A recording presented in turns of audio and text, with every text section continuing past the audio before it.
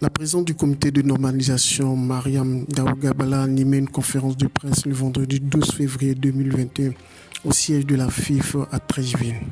Ce moment d'échange avec la presse avait pour but de dresser le point de la série de concertations avec les membres actifs de la FIFA et présenter les différentes formules du championnat de Ligue 1, Ligue 2, Division 3 et de football féminin. Le championnat de Ligue 1 débutera le 19 mars 2021 pour s'achever le 27 juin 2021.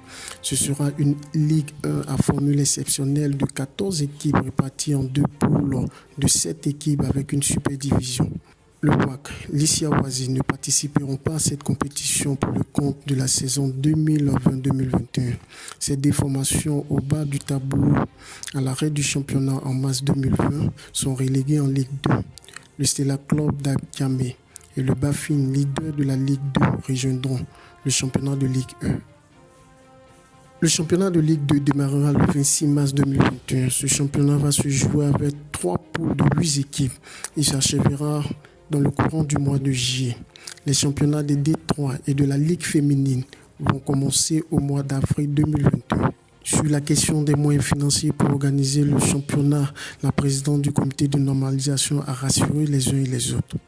Je pense qu'on ne peut pas décider de démarrer un championnat si on n'a pas les moyens financiers.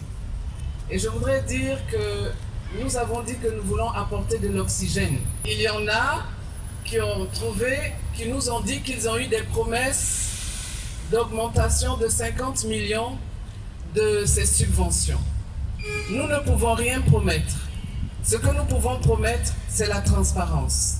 Installée à la Maison des Verts, il y a de cela quelques semaines, Mariam Daougabala a estimé trouver une institution malade. Nous avons trouvé une institution certes vivante, mais très malade, à genoux et qui a des difficultés à respirer. Nous avons trouvé une institution paralysée à moitié. Nous avons trouvé une institution où, en termes de gouvernance, les membres n'avaient plus confiance à la tête de l'institution.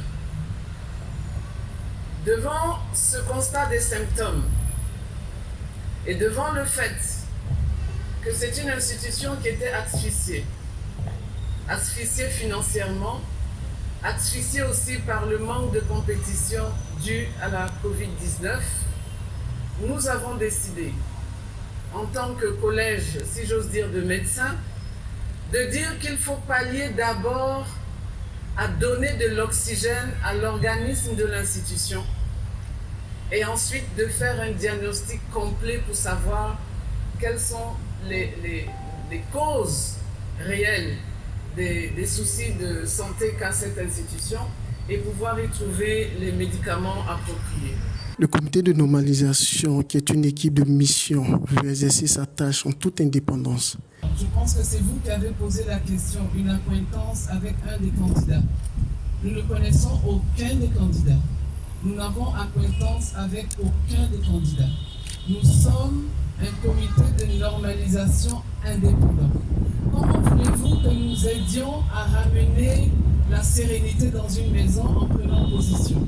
Tout ce que nous allons faire va être documenté et va être pris de façon légale. Ça, c'est ce que je peux vous assurer.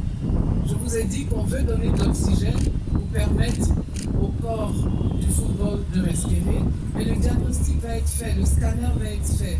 En son temps, dans 1 mois, dans 2 mois, vous aurez l'état exact du malade et puis, comme je dirais, la thérapie que nous avons décidé pour ce malade.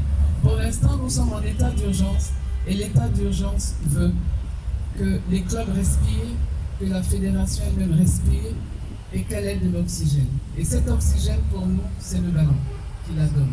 Je vous remercie. Après environ près d'1 an sans compétition, le ballon sera enfin remis au centre pour rouler au plaisir des acteurs du football.